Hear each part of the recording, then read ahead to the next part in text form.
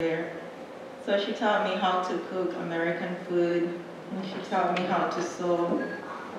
She taught me not to let people take advantage of me, because I would come to her and tell her this person made me upset, and she'll be like, well, people do to you as you let them. And I'd never heard of that. So I got to thinking about it, and I was like, oh, there's some truth to that. So I learned not to let people take advantage of me. And because I lived with her, I managed to finish nursing school because it was so expensive, and I paid for myself through school. So I was able to finish school because she let me stay with her. So I really thank God for her and for the relationship that we built. And she introduced me to all her family and also her church family, and I got to know most of the people here because of her. So, and I would tell her all these things about her. Sometimes I would write it down and tell her how much I appreciate her and the things that I admire about her. And she would be so surprised. She would be like, really? Is this really true about me? So I love how humble she was, and I thank God for her.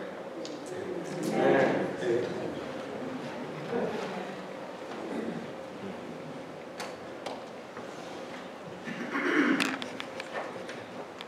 The next few speakers is Brother Josh and Sister Erica Tenney-Hill, followed by Brother Tony Washington, and then Brother Michael Kennery.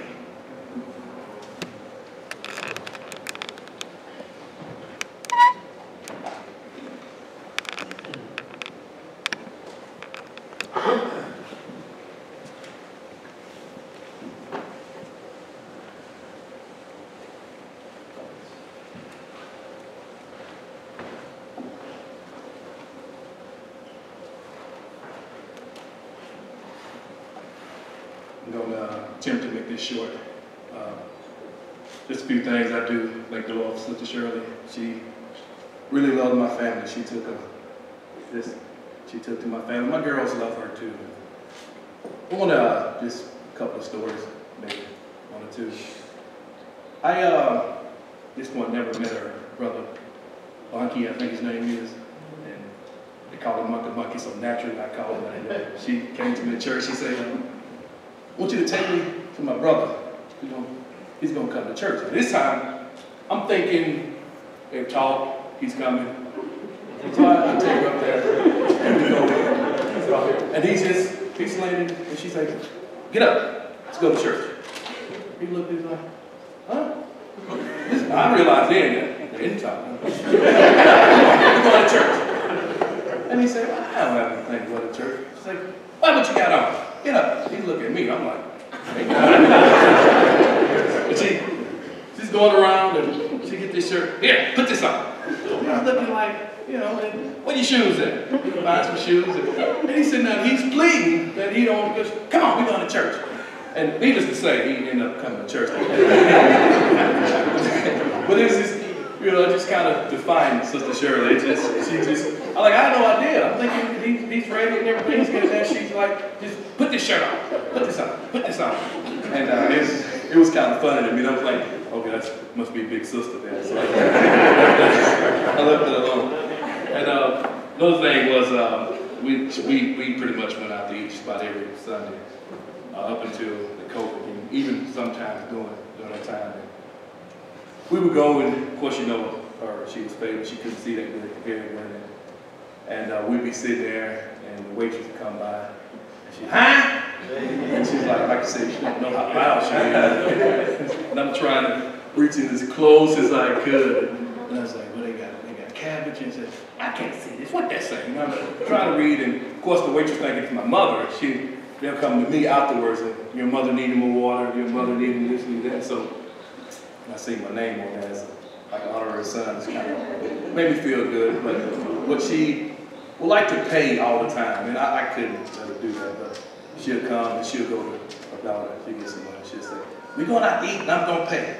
And I was like, okay. She get there, and when it's time to do the check, she pull out all these bills. And every time she pulled one out, I take it stick it back in her purse. And then she'll pull another out. And then she'll look, and she'll go back in there. And maybe she's thinking that maybe she'll pull it out again, and I wait till she get it all out. And she said, how much is the bill? I said, that'll cover it right there. It'll probably be about $20 out. And when she look up, I look back, I take it, put it in the purse, and I go home. And I pay the bill, come back and sit down. And then about the end, she's like, they gonna give us the bill? I said, well, we already paid it. She get back, and the next Sunday, she'll come up to me, she'll go, did you pay? It's like, well, what? Did you pay? So, and she really tried. One time, I actually did let her pay. And then she said she loved that. She loved eating with my family. She loved my wife and daughters. And my daughters were just so, they was, every Sunday, my oldest daughter, Ziana, coming to me, and she had this look, and she like, we going to Sister Shirley? Like, yeah, we go out this way. And I really loved her. We went to her house to eat. When, after the COVID hit, we tried to keep the little tradition going. And every Sunday, we like to eat. And just like everybody else said, she was that way with the people. The Chinese place was her favorite place to go. She loved that place. And the woman be trying to take everybody order. We have a line out the door, but she's got to go back. She got to hug her.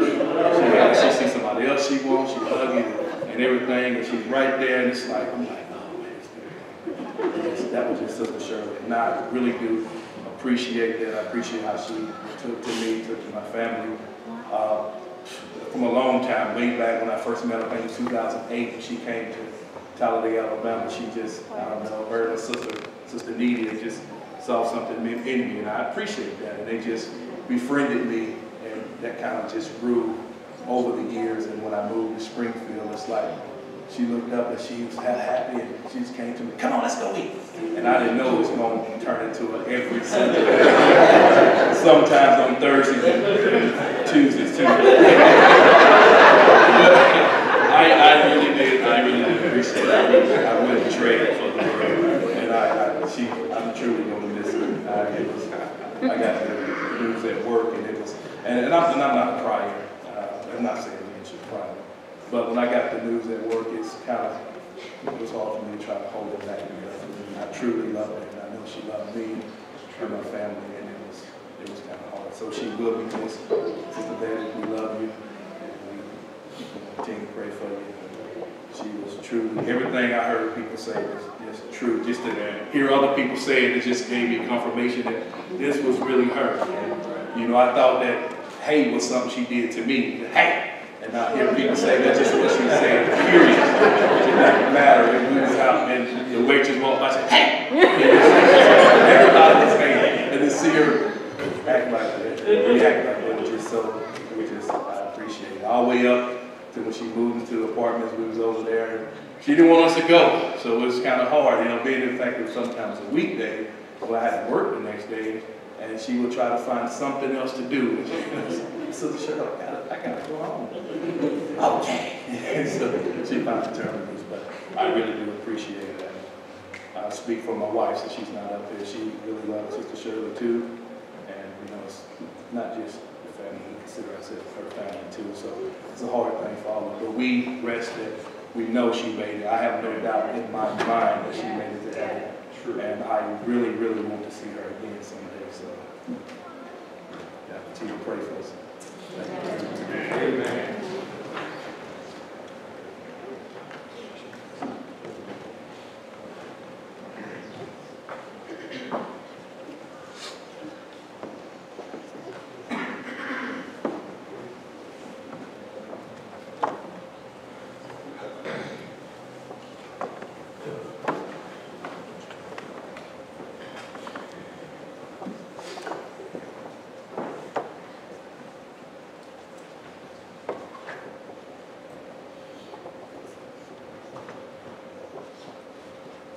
Good afternoon, Saints.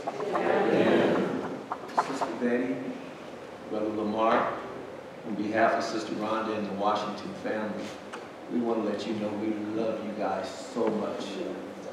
We love the Saints here in Springfield too. I can't really remember the year I met Mom. All I know is whenever I would come to Jackson or come to Springfield, we would talk and she would come and search me out. She would always come and search me out and say, Brother Washington, how you doing, my friend? And I say, I'm doing fine. And I mean, she did that no matter where we were at. She would always say, my friend. And you know, there's a scripture that says, he that has friends must show himself friendly.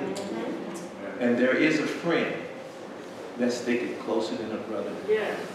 We're going to miss your mom, the memories. She was a faithful servant, and we love her. God bless. Amen.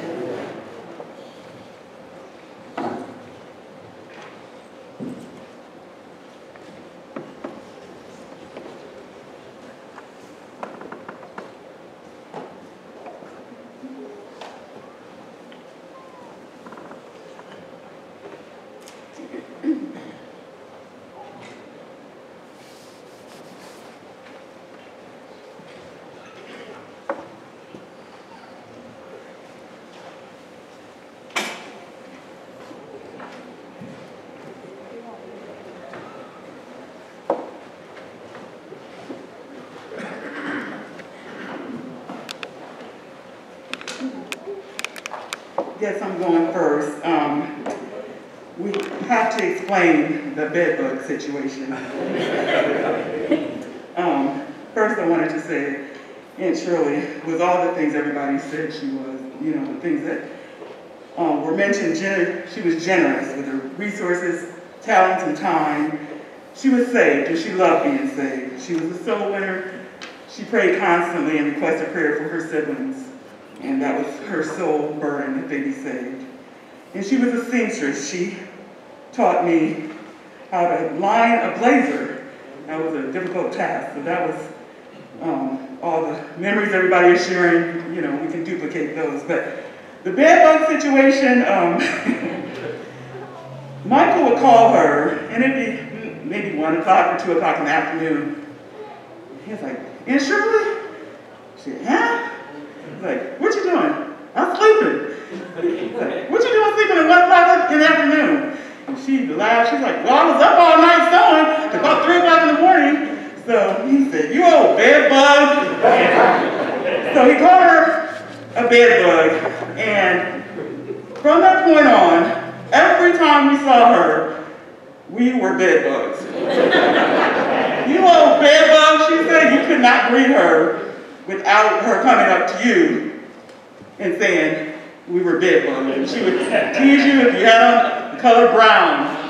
What's that you got on? Or if you had on red. I said, that looks like a bed bug that is full of food. And I saw her outfit and I was like, well, she's a bed bug. So that was our bed bug story.